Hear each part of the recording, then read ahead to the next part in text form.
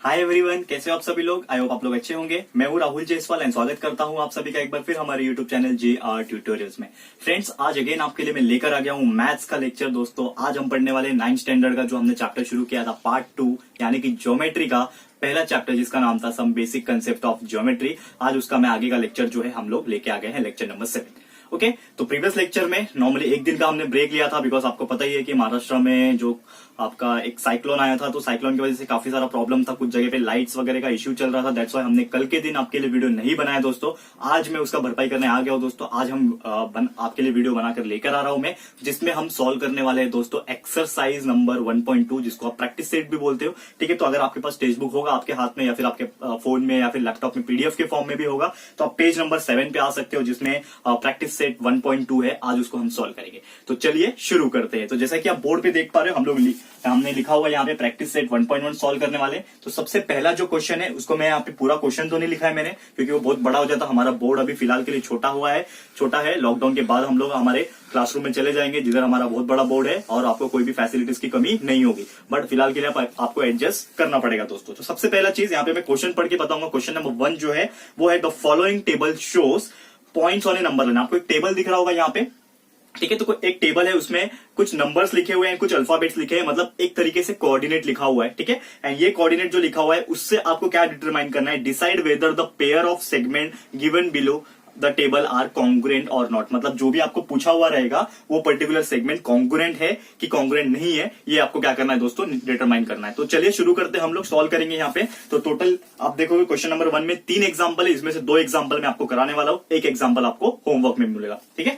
तो देख सकते हो आप लोग यहाँ पे मैं स्क्रीन पे ले आया हूँ आपको। तो ये टेबल है, पॉइंट्स दिए हुए ABCDE एंड उसके कोऑर्डिनेट जो है -3, B के 5, C का 2 है, D का -7 है और E का 9 आप देख पा रहे हो। तो सबसे पहला जो हम लोग क्वेश्चन लेंगे, क्वेश्चन नंबर 1 का फर्स्ट वन, जिसमें आपको क्वेश्चन दिख रहा होगा segment DE and segment AB। अब ये क्या होता है सेगमेंट DE एंड AB? आपको क्या करना है, सबसे पहले सेगमेंट DE का जो वैल्यू है वो निकाल देना है, ठीक है। बाद में सेगमेंट AB का जो वैल्यू है वो निकाल देना है एंड दोनों को कंपेयर करना है कि दोनों कॉन्ग्रुएंट है कि नहीं। कॉन्ग्रुएंट है तो यस बोलना है, कॉन्ग्रुएंट नहीं है तो नो बोल देना है। बहुत सिंपल है। सबसे पहले मैं क्या निकालूंगा दोस्तों, सेगमेंट आप देख पा रहे हो DE का मैं वैल्यू निकालूंगा। सेगमेंट DE का वैल्यू कैसे निकालते हैं, मैंने आपको स्टार्टिंग के लेक्चर्स में 1-2 लेक्चर्स में मैं आपको बताया था कि कैसे निकाला जाता है कोई भी चीज का वैल्यू जब उसके कोऑर्डिनेट्स दिए हो। तो DE दिया हुआ है तो सबसे पहले आप देखोगे D और E है, तो जो बाद में होता है उसका नंबर पहले लेते हैं। तो E का नंबर ले लेंगे, E का नंबर क्या है 9, तो यहाँ पे मैंने लिख दिया 9। उसके बाद क्या है D है, D और E है, तो बाद वाले का पहले नंबर लिखते हैं, पहले वाले का बाद में नंबर लिखते हैं। तो E का मैंने 9 लिख दिया। उसके बाद आपको क्या पता है,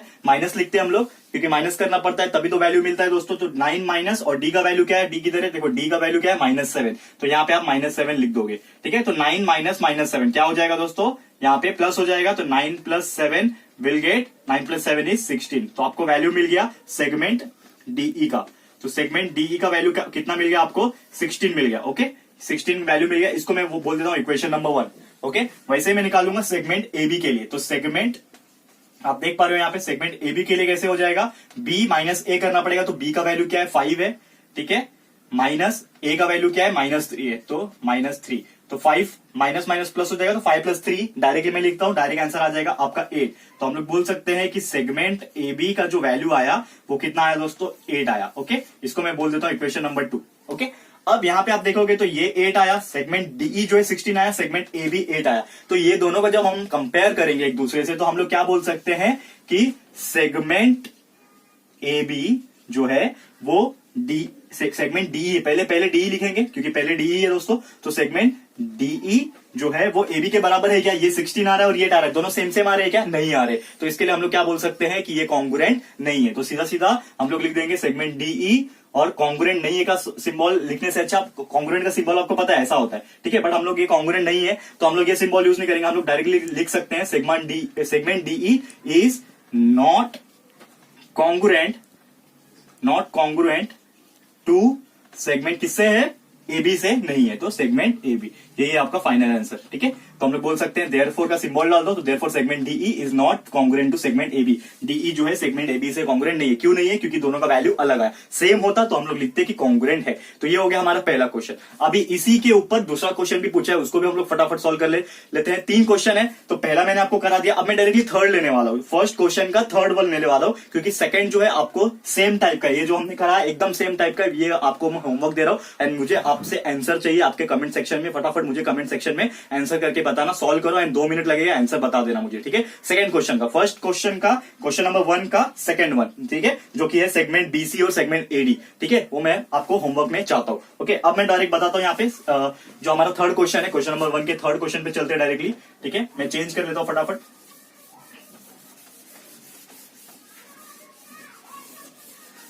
ठीक है, तो हमारा जो थर्ड क्वेश्चन है, क्वेश्चन नंबर 1 का थर्ड क्वेश्चन जो है वो है यहां पे किसका पूछा है, segment BE and segment AD, ठीक है, segment BE and segment AD का पूछा है। तो सेम हम लोग को सबसे पहले क्या करना है दोस्तों, सेगमेंट बीई का वैल्यू निकालूंगा, सेगमेंट एडी का वैल्यू निकालूंगा, दोनों को मेजर करके देखूंगा, कंपेयर करके देखूंगा कि सेम आ रहा है कि नहीं आ रहा है। तो सबसे पहले सेगमेंट बी का निकाल लेते हैं। सेगमेंट बी का कैसे निकालेंगे, सबसे पहले ई का लिखूंगा, ई क्या है 9 और बी क्या है 5, तो 9 माइनस 5, बहुत इजी हो गया। अभी आपको ये बहुत अच्छे से समझ में आ गया होगा कि वैल्यू कैसे निकालते, फटाफट आप निकाल सकते हो। तो 9 माइनस 5 4 हो गया। ये आ गया हमारा इक्वेशन नंबर 1 बोल दो आप सेगमेंट डी के लिए, ओके। एंड वैसे ही सेगमेंट क्या है दूसरा, एडी, ठीक है। सेगमेंट एडी कितना है दोस्तों, डी के लिए -7 है, ठीक है, और ए कितना है -3 है, ठीक है। माइनस पहले से आएगा और ये -3, तो क्या हो जाएगा -7 + 3 विल गेट 4, ओके। तो ये आ जाएगा आपका कितना, सेगमेंट एडी का वैल्यू आ गया 4। इसको भी मैं क्या करता हूं, एक इक्वेशन दे देता हूं।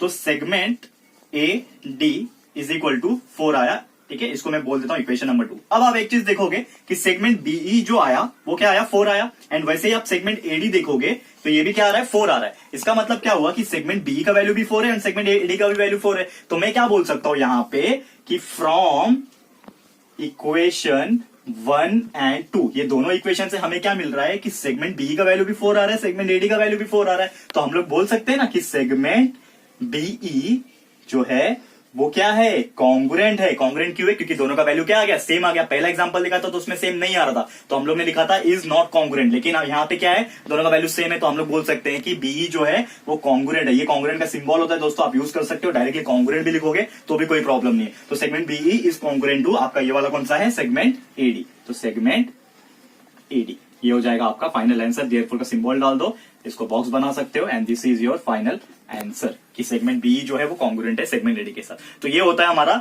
जो पहला क्वेश्चन जो है यहाँ पे खत्म, ठीक है दोस्तों। आई गेस आपको ये चीज समझ में आ गया हो।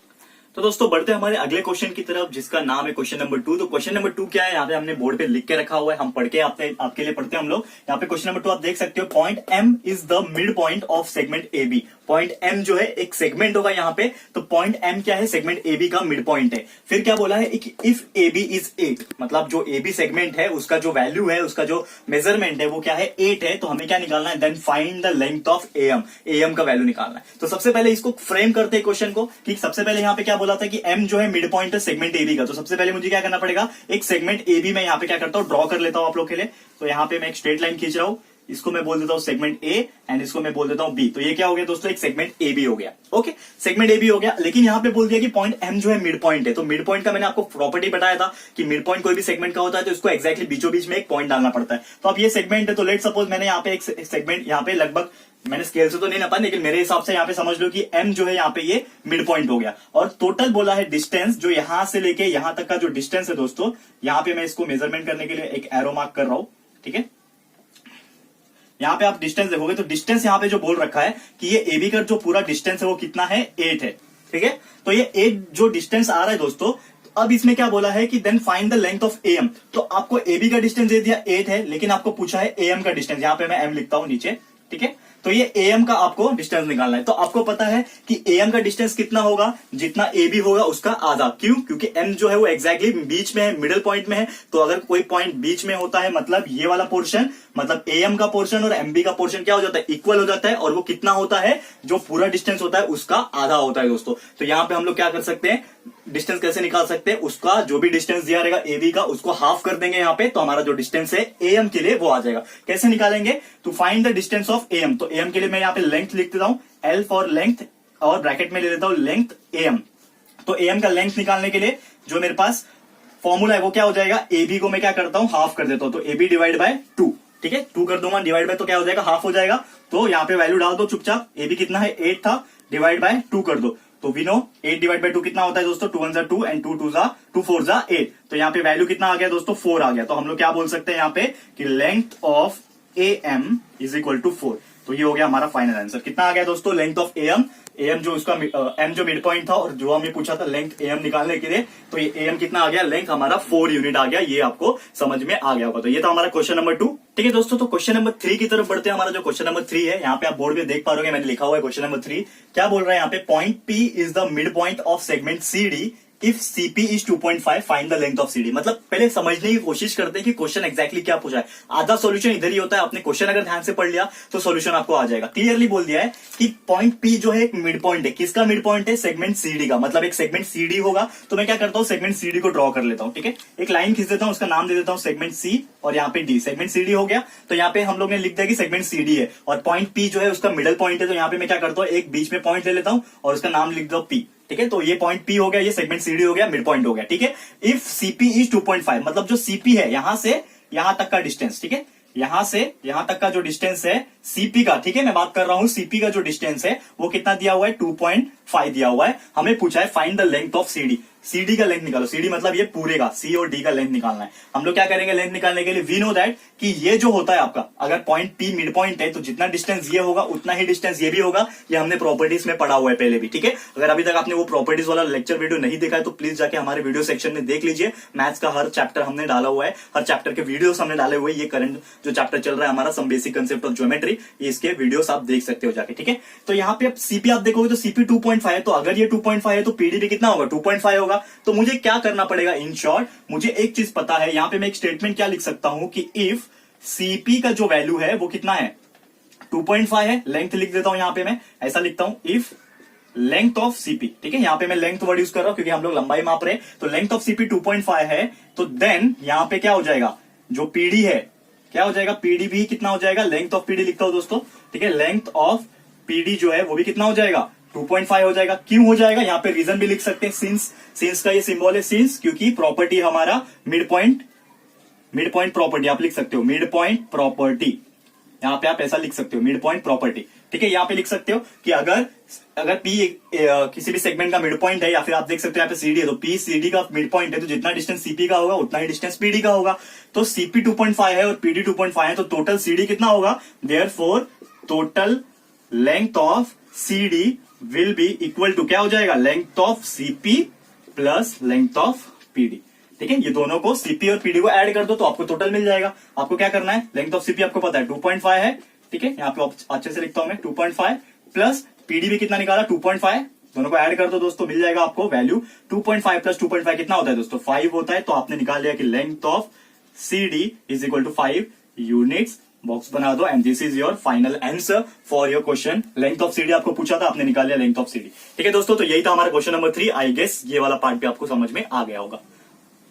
अब बढ़ते हैं हमारे क्वेश्चन नंबर 4 की तरफ, जो कि हमारा आज के दिन का हो सकता है आखिरी क्वेश्चन। तो यहाँ पे हम लोग बढ़ते हैं, यहाँ पे क्वेश्चन नंबर 4 आप देख पा रहे हो, क्वेश्चन मैंने लिख के रखा है कि if A B is 5 centimetre. ठीक है, आपको एक सेगमेंट दिया हुआ है कि ए बी का जो है वो 5 सेंटीमीटर है, बीपी जो दिया हुआ है वो 2 सेंटीमीटर है। ठीक है, लास्ट में एक और सेगमेंट है एपी जिसका वैल्यू जो है 3.4 सेंटीमीटर दिया है। आपको क्वेश्चन क्या पूछा है, कंपेयर द सेगमेंट्स। आप तीनों जो दिए हुए हैं, 3 सेगमेंट्स दिए हुए हैं, वैल्यू दिया हुआ है, ये तीनों को कंपेयर करना है। अब आपको याद आ रहा होगा जो मैंने प्रॉपर्टीज आपको पढ़ाई थी कुछ दिन पहले, वीडियो जब बनाया था लेक्चर वीडियो, उसमें मैंने एक प्रॉपर्टी बताई थी कंपेयर करने की प्रॉपर्टी। कंपेयर करने की प्रॉपर्टी में हम लोग एक चीज देखते हैं कि जो भी सेगमेंट दिया रहेगा, 2 दिया रहेगा, 3 दिया रहेगा या फिर मोर देन 3 दिया रहेगा, तो वो तीनों चारों सेगमेंट्स को हम लोग का वैल्यू जो है उसको कंपेयर करना होता है। एंड जो बड़ा होता है उसको पहले लिखना होता है, जो छोटा होता है उसको बाद में लिखना होता है। तो कैसे लिखना है मैं आपको यहाँ पे बता देता हूँ, बहुत सिंपल सा कंसेप्ट है इसका। तो सबसे पहले आप देखोगे यहाँ पे ये तीनों को जब कंपेयर करोगे, यहाँ पे मैं फिर भी लिख देता हूं यहाँ पे कि सेगमेंट जो ए बी है, यहाँ पे लाइन वाइज लिख देता हूं कि सेगमेंट ए बी जो है इसका वैल्यू जो है वो 5 सेंटीमीटर है। सेगमेंट बीपी जो है इसका वैल्यू कितना है 2 सेंटीमीटर है। एंड लास्ट में आप देखोगे तो सेगमेंट एपी जो है इसका जो वैल्यू दिया हुआ है वो दिया हुआ है 3.4 सेंटीमीटर। अब आप तीनों को कंपेयर करो, ठीक है, ये तीनों जो आपका है सेगमेंट 1 2 3 नाम दे देता हूं मैं फिर भी इसके लिए, ठीक है, इसको इक्वेशन नंबर 1 बोलता हूं, इक्वेशन नंबर 2, इसको इक्वेशन नंबर 3। आप तीनों को कंपेयर करोगे तो सबसे छोटा जो आपको दिख रहा है यहाँ पे ये वाला दिख रहा है जिसका नाम है सेगमेंट बीपी। तो आप कैसे लिख सकते हो कि सेगमेंट बीपी जो है क्या है, वो सबसे छोटा है, ठीक है। तो आपको अगर किसी दूसरे से इसको कंपेयर करना है तो सेगमेंट बीपी के बाद आप देखोगे 2 सेंटीमीटर के बाद उससे बड़ा कौन सा, ये वाला 3.4, मतलब सेगमेंट एपी। तो सेगमेंट एपी से जो बीपी है इसका कंपैरिजन क्या है कि सेगमेंट जो बीपी है वो 2 सेंटीमीटर वाला 3.4 सेंटीमीटर से छोटा है। तो आपको सिंबल कौन सा यूज करना पड़ेगा, लेसर देन वाला। ये आपने बहुत पहले यूज किया है, आपने 5वीं 6वीं में ही बहुत पहले पढ़ लिया होगा कि लेसर देन ग्रेटर देन का इस्तेमाल कैसे होता है। तो सेगमेंट बीपी जो है जिसका वैल्यू 2 था, जो छोटा है कि एपी से जिसका वैल्यू 3.4 था, हम लोग लिख सकते हैं कि 2 इज लेस देन 3.4। इसके लिए हमने लिखा कि segment BP is lesser than segment AP. ये तो आपको समझ में आ गया। अब तीसरा चीज बच जाता है जो कि है सबसे बड़ा सेगमेंट एपी। तो आपको डायरेक्टली लिख देना है कि सेगमेंट एपी जो होगा वो भी लेसर देन होगा, किससे, इससे होगा, सेगमेंट एबी से, ठीक है। तो आप इन शॉर्ट क्या बोल सकते हो कि segment BP is lesser than segment AB and segment AP is lesser than segment AP. तो आप इसको ऐसे भी लिख सकते हो। ये एक तरीका हो गया कि हम लोग ने क्या किया, सबसे छोटे से शुरुआत किया सेगमेंट बीपी से, उसके बाद सेगमेंट एपी आया, उसके बाद सेगमेंट एबी आया जो सबसे बड़ा था। अब इसका उल्टा भी आप लिख सकते हो। अगर आपने ये आंसर लिखा तो भी आपको 100% फुल मार्क्स मिल जाएगा इसमें, जो भी जितना भी मार्क्स का पूछेगा। एक और चीज लिख सकते हैं कि आप ऐसा लिख सकते हो कि सेगमेंट एबी जो है वो सबसे बड़ा था, जो कि था 5 सेंटीमीटर, ये बड़ा है सबसे, इसके लिए हम लोग ने ग्रेटर देन सिंबल यूज किया। उसके बाद जो आ रहा है आपका सेगमेंट एपी आ रहा है, तो सेगमेंट एपी सेगमेंट एबी से क्या है, छोटा है, एंड सेगमेंट एपी से जो छोटा है वो कौन सा है, सेगमेंट बीपी। तो आप ऐसे भी लिख सकते हो उल्टा इसका, सेगमेंट बीपी। तो segment AB is greater than segment AP and segment AP is greater than segment BP. आप इस तरह से भी आप लिख सकते हो। तो ये दोनों तरीके से आप लिख सकते हो एंड दोनों ही आंसर आपको क्या मिलने वाला है दोस्तों, राइट मिलने वाला है। और दोस्तों यही था हमारा क्वेश्चन नंबर 5। आपने देख लिया, हमको पूछा था कंपेयर करने के लिए, हमने कंपेयर कर दिया कि सेगमेंट बीपी छोटा है सेगमेंट एपी से एंड सेगमेंट एपी छोटा है सेगमेंट एबी से, ठीक है दोस्तों। तो यही था हमारा फाइनल आंसर एंड आज का यहाँ पे मैं वीडियो यहाँ पे कंक्लूड करूंगा, क्योंकि दोस्तों और 2 क्वेश्चन बचे हुए हैं, question number 5 and question number 6 बचे हुए हैं। लेकिन अगर मैं अभी वीडियो में पढ़ाऊंगा तो काफी लंबा वीडियो हो जाएगा। तो वो जो भी 2 क्वेश्चन बचे हुए हमारे इस एक्सरसाइज के 1.2 के, वो आने वाले लेक्चर्स में आपको मैं कंप्लीट करवा दूंगा, उसका आपको टेंशन नहीं लेना है। तो आज हम यही कंक्लूड करेंगे। आपको वीडियो कैसा लगा आज का प्लीज हमें कमेंट करके बताइएगा दोस्तों। ज्यादा से ज्यादा कमेंट करो ताकि हम लोग को पता चले कि आप लोग को वीडियो अच्छा लग रहा है कि नहीं लग रहा है। अगर वीडियो अच्छा लग रहा है तो लाइक करो दोस्तों एंड शेयर करो दोस्तों, दिल खोल के शेयर करो। अगर आप शेयर नहीं करोगे अपने सारे फ्रेंड्स के साथ, रिलेटिव के साथ, तो ये वीडियो रीच नहीं होगा। मेरी मेहनत जो है लॉकडाउन में आप लोग के लिए पसीना बहा रहा हूं तो वो सफल नहीं होगी दोस्तों। तो प्लीज रिक्वेस्ट कर रहा हूं आपसे, ज्यादा से ज्यादा शेयर करो, सबको बोलो लेक्चर स्टार्ट हो गए। यहाँ पे आपको फ्री ऑफ कॉस्ट मिल रहा है, तो आप आराम से लेक्चर को शेयर कर सकते हो और पढ़ाई कर सकते हो इस लॉकडाउन पीरियड में। और एक चीज दोस्तों, अगर आप इस चैनल पे न्यू हो, हमारे कंटेंट्स आपको अच्छे लगते हैं, लेक्चर्स वीडियो जो मैं डेली बेसिस पे लेके आता रहता हूँ। साइंस का लेक्चर चल रहा है हम लोग का, मैथ्स का लेक्चर चल रहा है, 9th के लिए बात करूं, 10th के लिए भी हमारा साइंस का चल रहा है दोस्तों, मैथ्स का भी 1-2 दिन में आ जाएगा आप लोग के लिए। तो सब चीज के लिए यहाँ पे वीडियोस हम बना के धीरे धीरे आपके लिए लेकर आ रहे हैं दोस्तों। तो आप लोग का काम यही है कि ज्यादा से ज्यादा जो वीडियोस है एंड ये चैनल को है रीच करवाओ। तो उसके लिए आपको चैनल को सब्सक्राइब करना पड़ेगा दोस्तों। तो प्लीज चैनल को सब्सक्राइब कर लो एंड बेल आइकन को प्रेस कर देना, ताकि जब भी हम वीडियो लेकर आए आपको नोटिफिकेशन मिलते रहे। तो दोस्तों मिलते हैं हमारे अगले वीडियो में। ये वीडियो देखने के लिए thank you and good bye.